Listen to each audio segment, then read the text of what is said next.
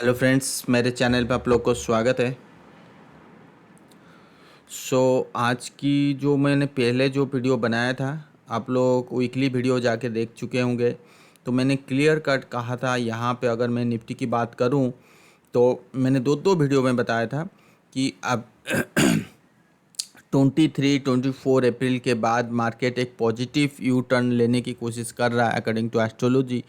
और दूसरी चीज़ ये कह रहा था कि मुझे जो प्राइस सिग्नल बोल रहा है कि ये जो लोअर लो का काइंड ऑफ कैंडल चल रहा था, कि कहीं ना कहीं ये टॉप हो बॉटम होने जा रहा है फॉर द टाइम बिंग, और यहीं कहीं से बॉटम होना चाहिए।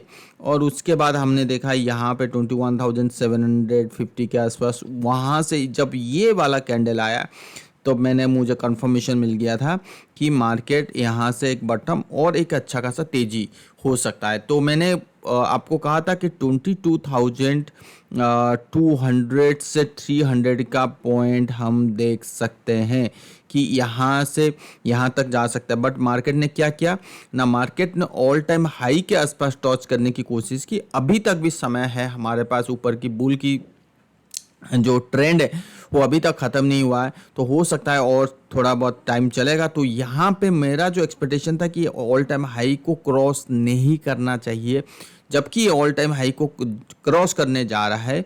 तो जो मैं ये चीज़ क्लियर कट मैंने बोला था कि जिन लोग शॉर्ट टर्म पे या 1 मंथ ट्रेंड के टाइम फ्रेम पे, उनमें शॉर्ट में बैठना नहीं है, उनमें लॉन्ग में बैठिए, ठीक है ना। जो पहले एक्सपेक्टेशन था कि यहाँ तक एक बार आनी चाहिए 20,600, जब ये ऑल टाइम हाई को टच कर रहा है ना, तो फिर हम ये 20,600 या 500 का लेवल के बारे में भूल जाना है, स्टेप बाय स्टेप, ठीक है ना। जब तक ऑल टाइम हाई को टच नहीं किया था तब तक ये लेवल जिंदा था। अब जब तक ऑल टाइम हाई को टच करने लगा है और करेगा भी, इसके ऊपर ट्रेड भी होगी, ठीक है ना। ऐसा नहीं लग रहा है कि भाई यहीं से एक बार जो 3 PM को सेलिंग आया था उसके बाद एकदम से बड़ा वाला सेलिंग आ जाएगा, ऐसा बिल्कुल दिख नहीं किसी भी एंगल पे। स्लो एंड स्टेडी वो ट्रेड होगा।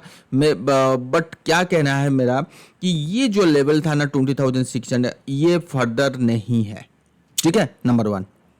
नंबर 2, तो क्या ये ब्रेकआउट है? फिर भी मैं यही आपको बोलूँगा कि ये ब्रेकआउट बिल्कुल नहीं है। अगर मान लो मार्केट ऊपर भी जाता है 20,800 तक, फिर भी एक कोशिश करेगा नीचे, क्योंकि अभी भी इसको एक ट्रेंडिंग मूव जिसको कहते हैं ना, ये वाला जो मूव है ये अभी भी हुआ नहीं है, स्टार्ट नहीं हुआ है। तो अभी ये कुछ दिन तक, अप्रैल तक कंसोलिडेशन होना चाहिए।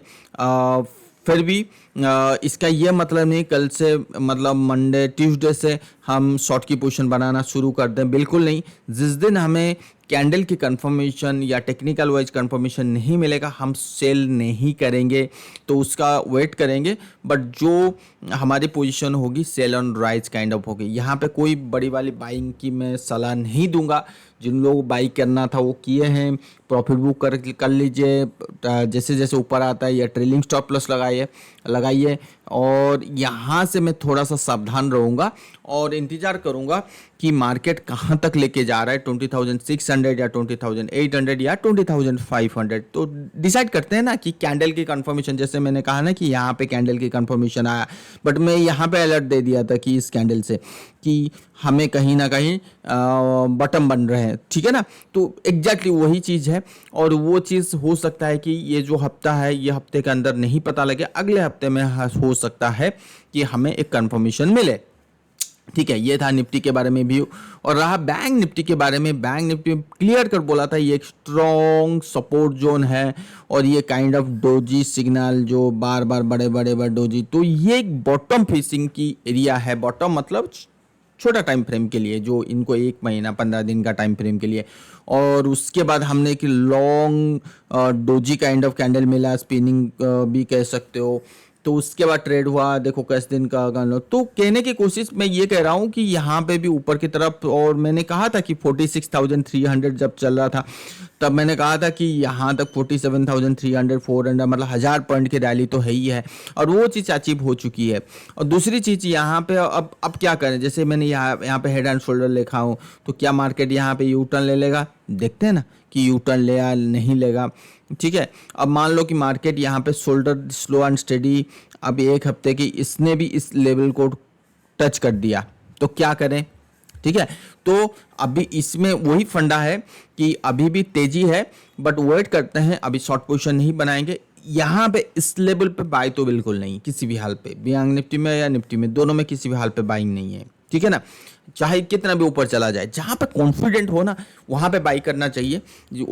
वहाँ पे स्टॉप लॉस आपकी कम लगेगा, सब कुछ ठीक है। जहाँ पे कॉन्फिडेंट ना हो इफ एंड बट सिचुएशन, यहाँ से देखो दो तरह की चीज़ है, यहाँ से भी नीचे आ सकता है या ऊपर जाके फिर भी नीचे आ सकता है। आपको नहीं पता ना कि एग्जैक्ट लेवल क्या है, तो या आप कैंडल का इंतजार करो या आप टेक्निकल के यू टर्न का इंतजार करो। ठीक है, तो तब तक तो इंतजार करना पड़ेगा। ठीक है, अगला हफ्ता के लिए हम इंतजार करेंगे, बट अभी तक सेंटीमेंट जो है वो पॉजिटिव है। ठीक है ना, तो मैंने यही कह दिया क्लियर कट कि हमें कुछ नहीं करना है, बाय फ्रेश बाइंग नहीं करना है। आपके पास है तो उसको ट्रेलिंग स्टॉप लॉस लगाइए या प्रॉफिट बुक करने के लिए सोचिए। ठीक है, अब ये मैंने आपको दिखा दिया 500, जो मोटा मोटी वही चीज़ है, कोई ख़राब नहीं है। देखो मैं आपको वीकली कैंडल बताने की कोशिश को वीकली चार्ट में लेके आता हूँ, और वीकली में देखो फार्मा क्या कहने की कोशिश कर रहा है। फार्मा तो ये कह रहा है कि ऊपर तो जाएगा, फिर ऊपर से एक बार सेलिंग आनी चाहिए। मैं वीकली की बात कर रहा हूँ, तो वीकली में क्या मतलब ये होता है, ये 1 मंथ के लिए बिल्कुल टाइम फ्रेम के लिए नहीं है, बड़े टाइम के लिए होता है, 1 महीना 2 महीना से ज़्यादा। ठीक है, अब फ्रेश तो बाइंग मुझे किसी भी एंगल पे दिख नहीं रहा है। पीएसयू बैंक ठीक है, रियलिटी अभी ऐसा कोई पैटर्न नहीं बना कि मैं बोल दूं कि यहीं से बहुत बड़ी रैली आ जाएगी, ऐसा बिल्कुल नहीं है। मिड कैप स्मॉल कैप ठीक है, अभी भी ऊपर की तरफ जगह है, जा सकते हैं, बट बड़ी वाली जगह नहीं है। फ्रेश ब्रेकआउट तो किसी भी एंगल पे नहीं दिख रहा है। मिड कैप सेम चीज़ दिखा रहा है। हेल्थ केयर, मेटल ठीक है, मेटल में थोड़ी बहुत कंसोलिडेशन, यहाँ पे फ्रेश ब्रेकआउट तो बिल्कुल है ही नहीं।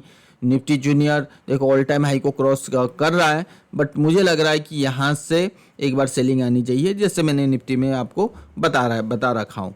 ऑयल एंड गैस जैसे जैसे ऊपर आता है दोबारा भी बाइंग सेलिंग आएगी। तो कुल मिला के पावर एग्जैक्टली वही चीज़ है। ऑटो, कमोडिटी, ये सारे जितने भी की बात कर रहा हूँ ना, तो ये सब कुछ ये कि देखो एफएमसीजी जो है अभी भी फ्रेश तो बाइंग बिल्कुल नहीं है। अब जो एक अगर आप पूछोगे मार्जिन ऑफ सेफ्टी के बेसिस पे आपको क्या अच्छा लग रहा है, देखो एक वन एंड ओनली चीज़ तो मुझे अच्छा लग रहा है वो है आईटी, क्योंकि इतनी तेज़ी मार्केट में अगर कोई स्टॉक फॉल हो रहा हो तो वो मार्जिन ऑफ सेफ्टी अच्छा लगता है, क्योंकि आपको वैल्यू वाइज मिलता है, आप कोई बड़े भाव में नहीं मिलते, ऊंची भाव में बाय नहीं कर रहे हो। ठीक है ना, तो वो चीज़ अच्छा लग रहा है। ठीक है, तो ये था निफ्टी और पूरी मार्केट के ऊपर व्यू। गोल्ड को मैंने पहले बताया था, ये देखो गोल्ड का जो है ना मंथली क्लोजिंग वो बहुत ही प्यारा से, देखो 10 years breakout, then 4 years breakout, अगर टोटल मिलाओगे ना तो 10 + 4 14 ईयर्स के बाद, इतनी महीने के बाद गोल्ड में एक अच्छी कैंडल का क्लोजिंग, आरएसआई की क्लोजिंग, ये सब इंडिकेशन दे रहा है कि भाई गोल्ड यहाँ से मिनिमम जो एरिया मैंने कहा था 2400 यहाँ तक आ सकता है, बट मेरा एक्सपेक्टेशन है इससे ऊपर जा सकता है। तो फिर कुल मिला के अभी भी 20% तेजी की अब लेके चल सकते हो। जो चीज़ अभी नहीं चला वो है सिल्वर। तो मेरा मानना है कि सिल्वर में भी रैली आ जानी चाहिए जैसे गोल्ड में आया था। तो देखते हैं, अगर सेकंड अप्रैल जिसने गोल्ड बाई नहीं किया सिल्वर को बाई करके रखो। देखो गोल्ड को मेरे को पहले तो मैंने कहा था कि इसको बाई करो, मैंने बहुत पहले कह दिया था कि इसको तो बाई करना ही इस लेवल से। देखो अभी तक यहाँ पे आ गए, तो इसको होल्ड करना है और कुछ नहीं करना है, सिंपल होल्ड करना है। सिल्वर ऑलरेडी मैंने इस लेवल से बाई करा 72,000, अभी है 75,000। अगर मैं इंटरनेशनल की बात करूं तो इंटरनेशनल करीब यहाँ पे, तो ठीक है। तो लेट्स सी, कॉपर में तेजी हो चुकी है, तो कॉपर फर्दर यहाँ पे 4.20 आ जाना चाहिए। क्रूड ऑयल, उसके बाद हम लोग आते हैं क्रूड ऑयल के ऊपर मैंने पिछले हफ्ते में, अगर इसने वीडियो देखा वो उनको समझ में मैंने क्लियर कर बोला था कि यहाँ पे ये जो डोजी काइंड ऑफ कैंडल है, जो इसका जो लेग है वो हायर की तरफ है, तो दैट मीन्स कि सेलर भारी है। तो मैंने कहा था कि इतना बड़ा कंसोलिडेशन के बाद ये एक सेलिंग जस्टिफिकेशन नहीं है। मुझे एक हफ्ता और वेट करना पड़ेगा, और उसी चीज़ मैंने भी कहा था कि अगला अगर एक कैंडल अगर बुल हो गया तो कंफर्म है, तो यहाँ से तेजी है। देखो ये कंफर्म हो गया है, ये तेजी है, बस फ्रेश एंट्री के लिए थोड़ा सा वेट करना पड़ेगा। यहाँ पे कोई अच्छा सेटअप बनाए, कोई पैटर्न बनाए, बुल पैटर्न बनाए, तो वहाँ पे बाई किया जा सकता है, ठीक है। तो बोले, और दूसरी चीज़ डॉलर में जो है ना, वहाँ पे क्लियर का ट्रेंड पता नहीं लग रहा है। यहाँ पे is going to touch the 105 level. So I think कि यहाँ से एक बार कंसोलिडेशन इस रेंज में हो, तो लेट्स सी, देखते हैं डॉलर में क्या हो रहा है क्या नहीं। और यूएसडी आईएनआर जो है हमारा, यूएसडी आईएनआर कहाँ गया, यूएसडी आईएनआर जो ऑल टाइम हाई के आसपास ट्रेड हो रहा है, यहाँ पे देखिए ट्रेड हो रहा है। मैंने पहले भी कहा था कि अगर आप जाके देखोगे तो यूएसडी आईएनआर में, तो यहाँ पे एक ही चीज़ था कि यहाँ पे मुझे जो पर्सनली फील लग रहा है कि यूएसडी आईएनआर यहाँ पे कोई बड़ी वाली, अगर मैं तेज़ी के बारे में बात करूं तो मुझे पर्सनली तो मुझे दिख नहीं रहा है। लेट्स सी क्या हो सकता है, क्योंकि मुझे लग रहा है ये एक बार ये यहाँ पे फॉल हो, उसके बाद तेजी हो, तो कॉन्फिडेंट वाला तेजी हो। तो लेट्स सी क्या हो सकता है। और जो S&P यूएस मार्केट, यहाँ पे कोई ख़राब नहीं। मैंने पहले भी कहा था कि यूएस मार्केट में मुझे तेज़ी दिख रहा है। यहाँ पे बिल्कुल कोई 1% का कोई की चीज़ ख़राब नहीं है, ठीक है। चाहे वो हम रुसेल की बात करें, चाहे हम ट्रांसपोर्टेशन की बात करें, देखो यहाँ पे ट्रांसपोर्टेशन एक अच्छी वाली ब्रेकआउट शो कर रहा है। पता नहीं यहाँ पे भी थोड़ा बहुत सेलिंग दिख रहा है, थोड़ा बहुत, मतलब बड़ी वाली सेलिंग नहीं है, अभी आया नहीं है, बट सेलिंग अगर थोड़ा बहुत आ जाए ये 10-15 दिन के लिए, तो बढ़िया वाला उसके बाद ब्रेकआउट बनता है, ठीक है। तो कुल मिला के ये कहना है कि मार्केट में अभी सेल ऑन राइस में नहीं बैठा। अगर बड़ी वाली ट्रेंड के लिए अगर बात करोगे तो अभी उसके लिए डरना नहीं है। अगर आप छोटे टाइम फ्रेम के लिए बात करोगे, जैसे 1 मंथ 15 डेज के लिए बात करोगे, तो हो सकता है कि उसके लिए थोड़ा सा वेट करना पड़ेगा। बात सिंपल है, वो टाइम नहीं है।